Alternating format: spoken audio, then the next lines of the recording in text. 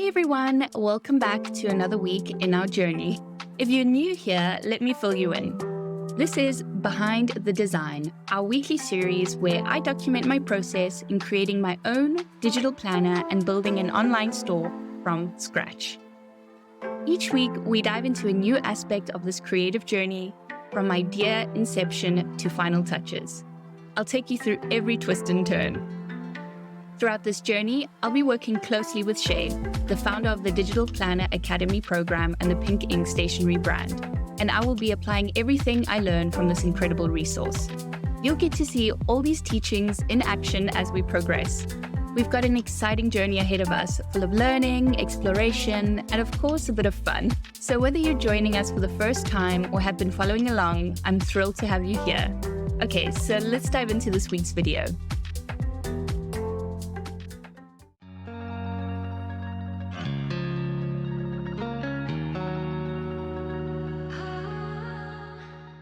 Hi everyone, and welcome to week 6 of Behind the Design. I really hope that you're enjoying this series as much as me and Shay are enjoying creating it. This week in my weekly call with Shay, we really went into the nitty-gritty of me in my final stages of my Creative Flow 2024 planner.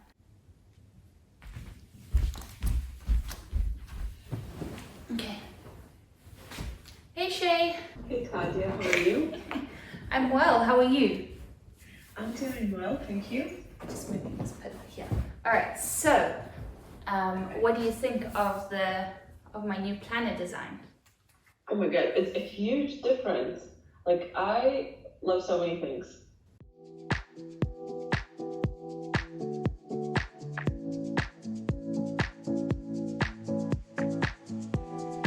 And it was really great. We looked at the little details such as the inconsistency with the abbreviations of the months in the tabs.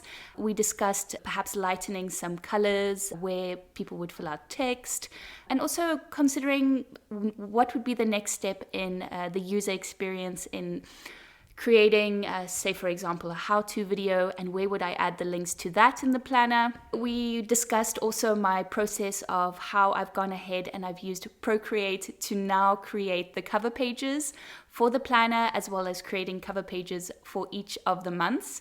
And it's been a fantastic journey. I've actually used my creative process, my physical creative process of painting, and using that as a way for me to try and get the same effect in Procreate. And I've really studied different methods and understood, for example, how to get the texture of the watercolor paper in Procreate. And it's just been amazing. And I'm so happy with the results, because not only have I learned a new skill, but it's also been a much more efficient way just to go in and create a digital design that I can effectively and quickly add into my digital planner.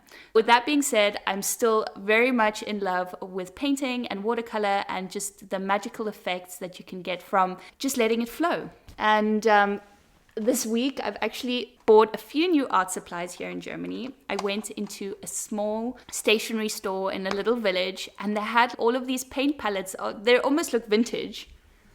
And as you can see, this is from a Swiss make. You see the box is faded and old, but I love the box. It was so cool. I hope the paints are still okay, because they're probably quite old now, but so beautiful. That was something that I really enjoyed. Then we were in a town called Lübeck, and I went into this one store selling art supplies, and I bought liquid watercolor paint. I've bought a palette of blue and greens, and I think that's going to be really fun to paint with.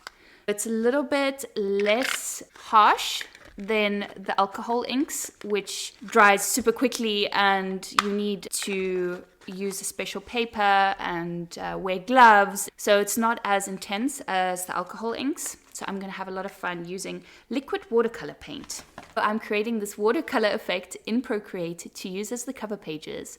I'm really grateful for this creative process that I did, starting with the alcohol inks and understanding this kind of the design that I wanted to go with. And through this whole process, I've really seen, for example, my color palettes develop, reflecting again on my mood board, it changes the whole aesthetic, the fonts, etc.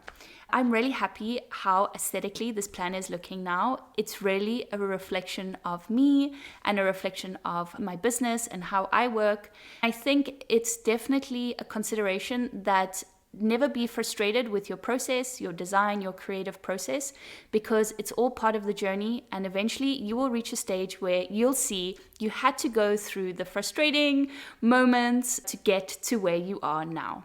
So always remember that. Being in Germany, it's been so inspiring. Again, walking around in these small towns and just being inspired by the different colors, whether it be in a florist, and just admiring people still passionately doing their crafts. Like this florist who was creating this design with these flowers, walking in these small towns and people still following these methods of woodwork, creating toys from wood. It's so inspiring. With that being said, I am loving putting myself into this digital planner, and in week 7, I'm going to be doing the final touches of adding the dates. And I'll be using Shay's system of data merge, which is going to make it so easy to go in and automate adding the dates to my planner. So that is what I'll be focusing on in week 7, as well as developing my add-on product, which is my digital journal of 365 days of creative thought.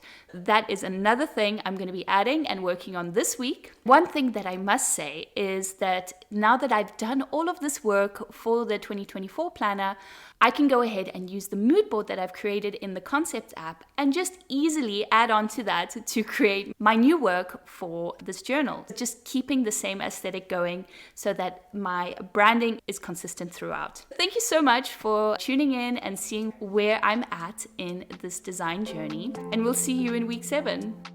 Okay, so that's a wrap for this week. Thank you so much for joining me on this part of the journey. I hope it's giving you a glimpse into the creative process of designing a digital planner and setting up an online store. Each week brings new challenges, new victories, and a step closer to our goal. And you're excited to see how my digital planner turns out. Make sure you hit the like button and share this with anyone else interested in learning more about our journey. Remember, there's much more to come, so be sure to subscribe and hit the notification bell so you won't miss our next episode. Together, we'll continue unlocking the creative journey 1 week at a time. Thank you for being part of this adventure. Until next time, keep exploring, keep creating, and I'll see you in the next episode of Behind the Design. Okay, ciao!